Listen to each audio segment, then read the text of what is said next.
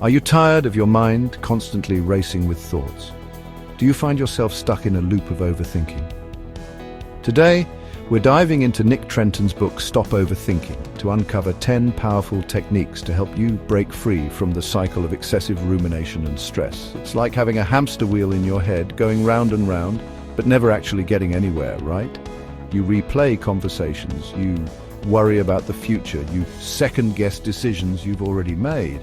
It's exhausting, and it steals your peace, your joy, and your ability to be present in your own life. But here's the good news. You're not alone in this. And more importantly, you are not stuck. This isn't just about thinking a lot. We all think. Productive thinking moves us forward. It solves problems. Overthinking, though, that's a different beast. It's that repetitive, unproductive thought loop that drains your energy and leaves you feeling more anxious and less clear than when you started. It's like quicksand for your mind. The more you struggle against it, the deeper you sink.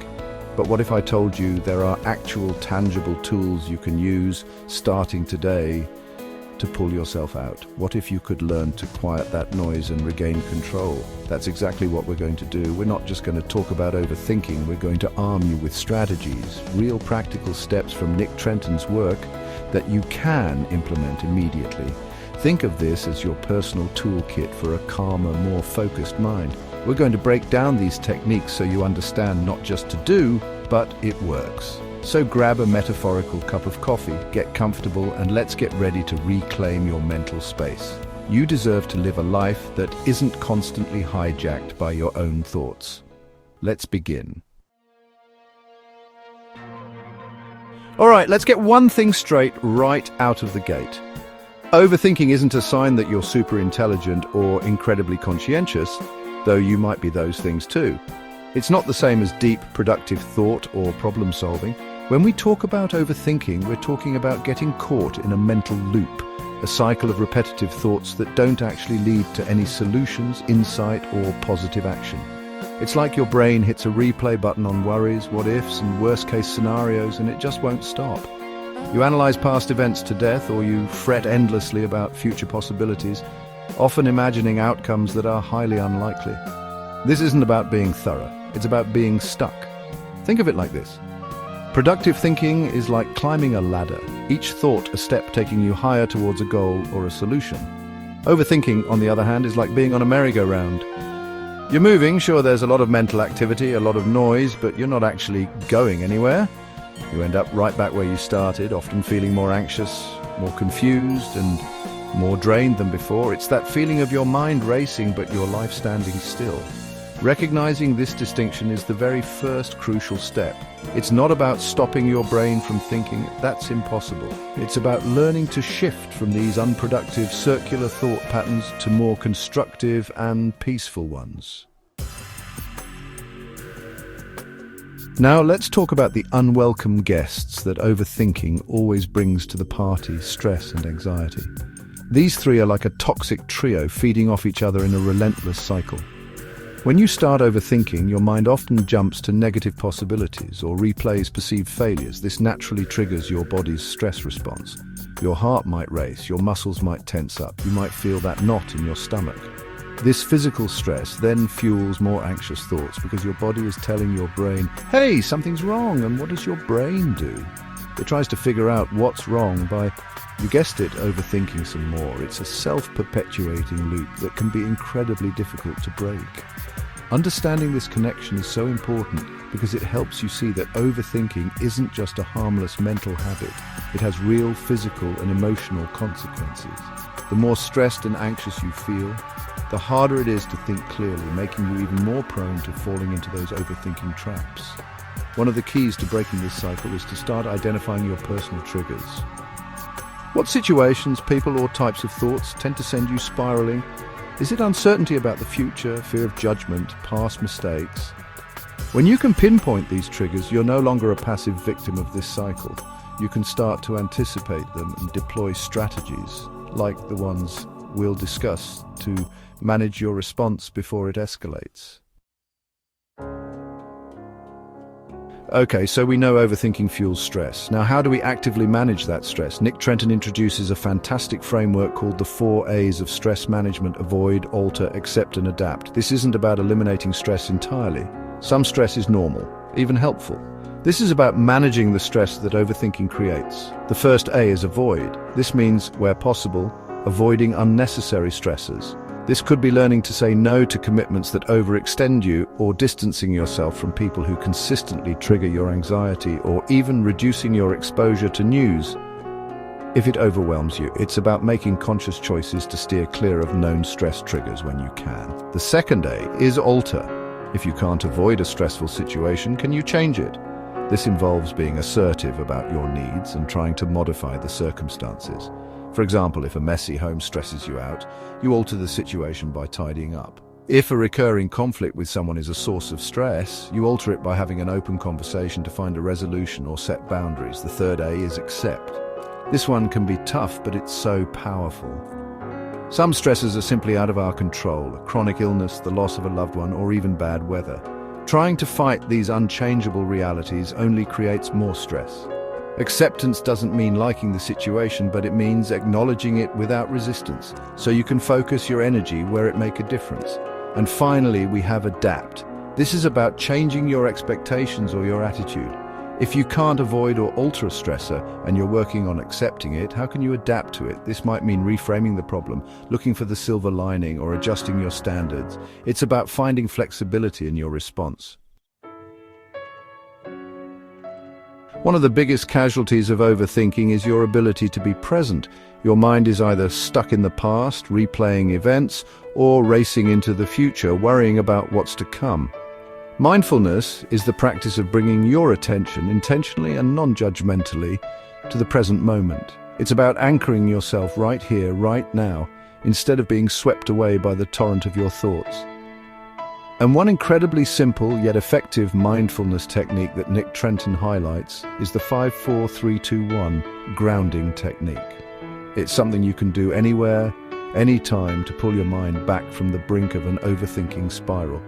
It's a lifesaver, truly. Here's how it works. When you feel your thoughts starting to race or anxiety creeping in, pause. First, look around you and name 5 things you can see. It could be a pen on your desk, a crack in the ceiling, a tree outside your window, the color of your shirt, anything. Really notice them. Then identify 4 things you can touch or feel. Maybe it's the texture of your jeans, the smoothness of your phone screen, the warmth of your hands, the chair beneath you. Next, listen for 3 things you can hear. It could be the hum of the computer, birds chirping, distant traffic, your own breathing. Then, notice 2 things you can smell. Maybe it's coffee brewing, the scent of a book, or fresh air if you're near a window. And finally, identify 1 thing you can taste. Perhaps it's the lingering taste of your last meal, or you can simply notice the sensation of your tongue in your mouth. This process forces your brain to shift focus from internal worries to external sensory input, grounding you in the present reality. Cognitive behavioral therapy, or CBT, sounds complex, but its core principles are incredibly practical and empowering for combating overthinking. At its heart, CBT is about understanding that our thoughts, feelings, and behaviors are interconnected, and that by changing our negative or unhelpful thought patterns, we can change how we feel and act. Overthinking is essentially a cascade of these unhelpful thought patterns. So, the first step using CBT principles is to identify your problematic thoughts. When you find yourself spiraling, try to catch the specific thoughts that are fueling the fire. Are they, "I'm going to fail. Everyone will judge me. This always happens to me." Write them down if it helps. Get them out of your head and onto paper. Once you've identified these thoughts, the next step is to challenge their validity. This is where you become a detective for your own mind. Ask yourself, what's the evidence for this thought? What's the evidence against it? Am I jumping to conclusions? Am I engaging in black and white thinking or catastrophizing? Is this thought based on facts or feelings? Often you'll find that these overthinking thoughts are not as solid as they feel. The final step is to restructure or reframe these thoughts with more balanced, realistic, and helpful perspectives. So "I'm going to fail" might become "this is challenging, but I've prepared and I can handle whatever happens," or "everyone will judge me" could be reframed as "some people might have opinions, but what truly matters is my own effort and what I learn from this." It takes practice, but this process can fundamentally change your relationship with your thoughts. A huge trigger for overthinking is often a feeling of being overwhelmed, of having too much to do and not knowing where to start. This uncertainty can send your mind into a tailspin, replaying all your tasks, worrying about deadlines, and ultimately leading to procrastination, which then causes more stress and more overthinking. It's a classic. This is where effective time management and prioritization, specifically using SMART goals as Trenton suggests, can be a game changer. SMART stands for specific, measurable, achievable, relevant, and time-bound. When you break down your overwhelming tasks into smaller, manageable SMART goals, you create clarity and a sense of direction. Let's say you're overthinking a big project. Instead of just work on project, a SMART goal would be complete the research phase, specific, for Chapter 1, measurable, by spending 2 hours in the library, achievable, which contributes directly to finishing the project, relevant, by Friday afternoon, time-bound. See how much clearer that is? It takes the vague, anxiety-inducing cloud of the project and turns it into actionable steps. This reduces the mental load because you're not constantly trying to figure out what to do next or worrying if you're making progress. You have a plan. By organizing your tasks and setting realistic deadlines, you reduce that feeling of chaos that fuels overthinking and instead cultivate a sense of accomplishment and control. Chapter 7. Instant, calm, quick relaxation techniques. Sometimes you need to calm your mind and body fast, especially when overthinking has already ramped up your stress levels. Nick Trenton highlights several relaxation techniques that can provide quick relief, and two really effective ones are visualization and progressive muscle relaxation. Visualization, or guided imagery, is like taking a mini vacation in your mind. You close your eyes and create a detailed mental image of a peaceful, calming place. Maybe it's a serene beach, a quiet forest, or a cozy spot from your childhood. You engage all your senses in this mental image. What do you see, hear, smell, feel? The more vivid the image, the more your body will respond as if you're actually there, helping to lower your heart rate and reduce tension. Progressive muscle relaxation, or PMR, is another fantastic tool. This technique involves tensing and then relaxing different muscle groups in your body, one by one.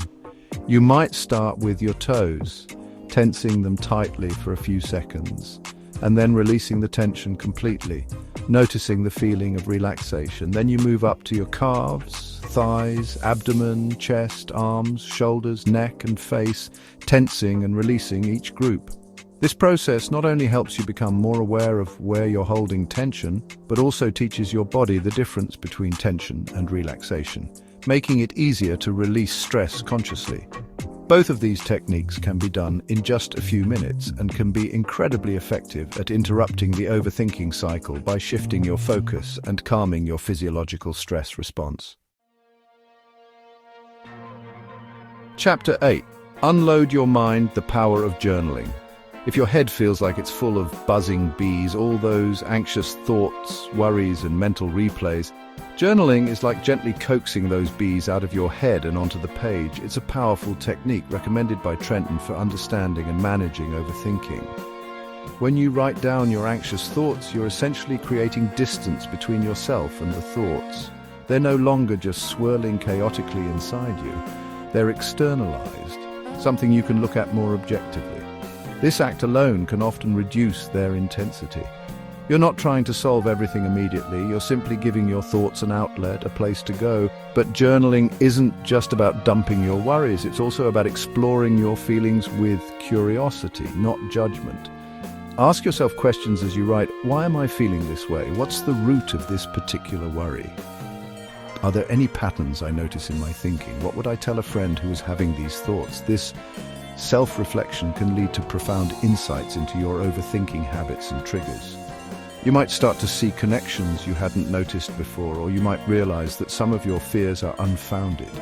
It's a way to process emotions, gain clarity, and sometimes even stumble upon solutions.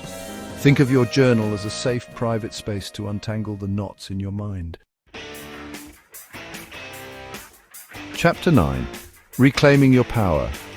Focusing on what you can control. So much of overthinking stems from worrying about things that are, frankly, completely outside of our control. We worry about what other people think, about future events that haven't happened, about past mistakes we can't change. This is like trying to steer a ship in a hurricane by yelling at the wind. It's exhausting and utterly futile. A cornerstone of stopping overthinking, as emphasized by Trenton, is to consciously shift your focus from what you control to what you control. This simple shift can be incredibly liberating and empowering.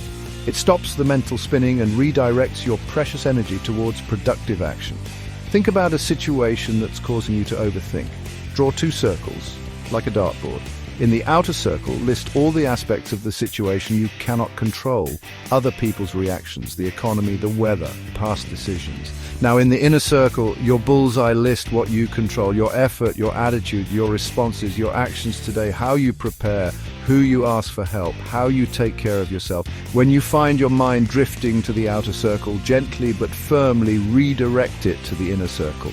Instead of "what if they don't like my presentation," focus on "I can prepare thoroughly and deliver it to the best of my ability." This isn't about ignoring problems, it's about focusing your problem-solving energy where it can actually make a difference.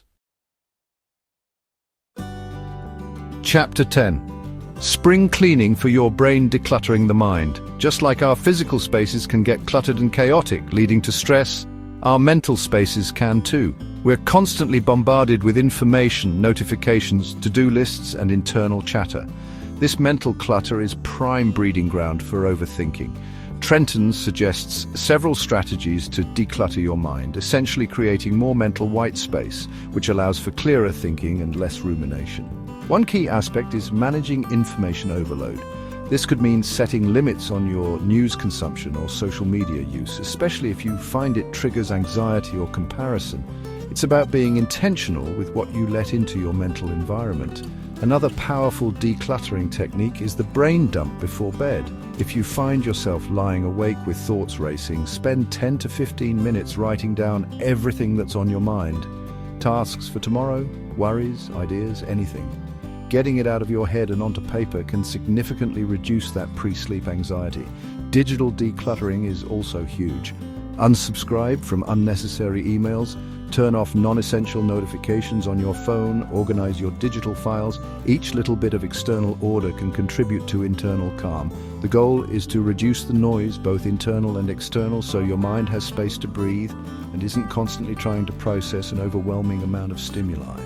This creates a more peaceful inner landscape, less prone to the weeds of overthinking.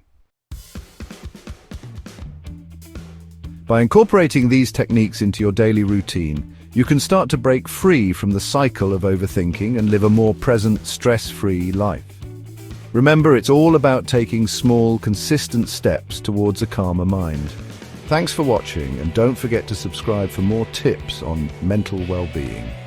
We've covered a lot today, from understanding what overthinking truly is to identifying its connection with stress and exploring practical strategies like the 4A's, mindfulness, CBT principles, time management, relaxation, journaling, focusing on control, and mental decluttering.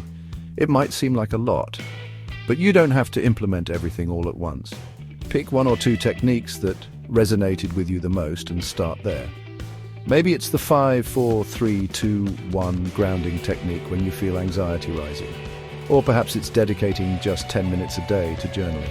The key is consistency. Each small action you take is a step towards rewiring those old thought patterns and building new, healthier mental habits. You have the power to change your relationship with your thoughts. It won't happen overnight, but with practice and patience, you absolutely can reduce the noise and find more peace. This journey is yours, and you're not alone on it. We're here to support you. If this video was helpful, please give it a thumbs up, share it with someone who might need it, and definitely hit that subscribe button and the notification bell so you don't miss out on future videos designed to help you live your best life. What was your biggest takeaway from today? Let me know in the comments below. I read them. Until next time, take care of that amazing mind of yours.